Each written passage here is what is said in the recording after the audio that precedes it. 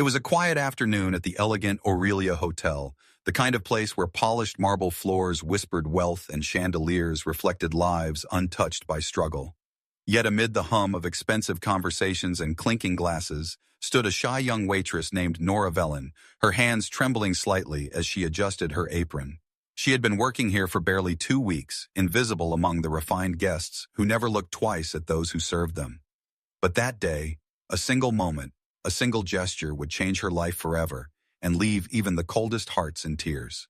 If you believe in kindness, compassion, and second chances, then please take a moment to like, comment, share, and subscribe to Kindness Corner, because stories like this one remind us that even the smallest acts can speak louder than words. Nora had always lived quietly. Life had not given her the luxury of noise or confidence. She grew up in a small, struggling household where silence was her shield. Her father left when she was 12. Her mother worked double shifts to keep the lights on, and Nora often spent her evenings practicing sign language, a skill she had learned to connect with her younger brother, Eli, who was born deaf. That skill, born of love, sacrifice, and necessity, had always been her secret comfort, a silent world where words could never wound. The Aurelia Hotel was the farthest thing from her world. It was where billionaires, diplomats, and polished heirs came to dine beneath golden ceilings. And that afternoon, Nora was assigned to serve at Table 9, a private setting reserved for billionaire Adrian Cole and his mother, Margaret Cole, a woman of grace, dressed in pearls and quiet dignity. Adrian was known for his brilliance in business, but also for his reputation as cold, precise, and distant.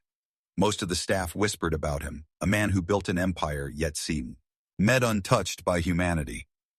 When Nora approached their table, her palms damp with nerves, she noticed something that made her pause.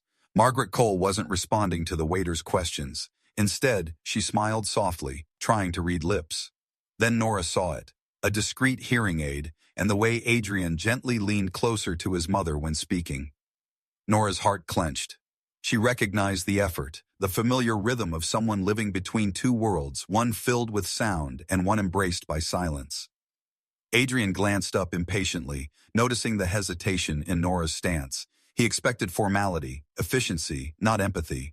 But before he could speak, Nora took a small, steadying breath. Then, with trembling hands, she began to sign. Her fingers moved gracefully, expressing what her lips could not. "Would you like still or sparkling water?" For a heartbeat, everything around them froze. Margaret's eyes widened in disbelief, her hand flying to her chest as if those silent gestures had reached deeper than any word could. Then tears welled in her eyes, tears of recognition, of gratitude, of joy. She signed back slowly. "You know, sign language." Nora nodded, smiling softly, her heart racing. Adrian stared in stunned silence. For years he had seen the world treat his mother with polite pity or awkward impatience. Waiters avoided her, conversations excluded her, and every dinner outing was a careful balancing act to protect her from embarrassment. But now, across the linen table, his mother was laughing, truly laughing, as her hands moved in perfect rhythm with the strangers. As the lunch went on, something magical unfolded. Nora didn't just serve, she connected. She signed each question, each menu option, and even shared small, light-hearted signs that made Margaret's eyes sparkle like they hadn't in years. Other guests began to notice the billionaire's mother chatting joyfully with the shy waitress, and whispers spread through the dining hall. Adrian didn't care. For once, he wasn't thinking about profits or deadlines. He was watching his mother come alive. But for Nora, it was more than kindness. It was memory. As she signed, she remembered Eli, the little boy who used to tug at her sleeve for attention, who had passed away 2 years earlier after a long illness. Her hands moved with both skill and sorrow, expressing words her voice couldn't carry anymore. It was as if through Margaret, she was speaking to her brother again, one last conversation that the universe had given her by chance. After the meal, Margaret insisted on meeting her personally.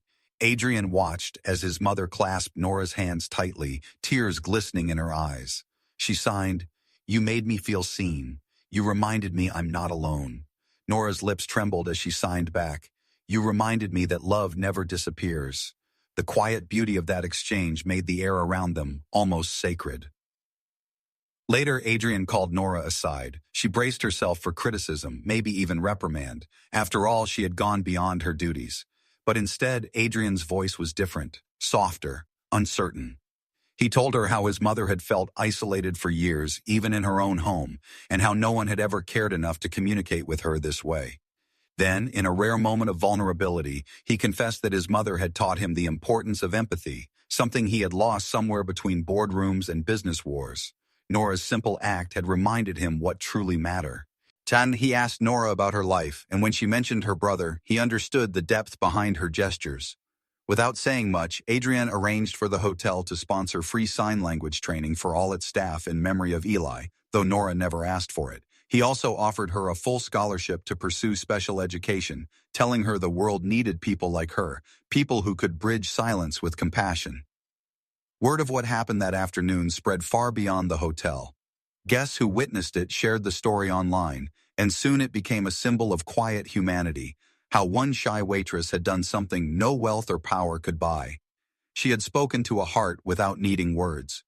Margaret often returned to the hotel after that, always asking for Nora, and their friendship became a living testament that kindness in its purest form doesn't need sound to be heard. Weeks later, as Nora stood by the window during her break, watching the sun filter through the city skyline, she thought of Eli and whispered a silent thank you. Sometimes the world tested her with loneliness, but moments like this reminded her that love always finds a way to return, often through strangers who need it just as much as you do.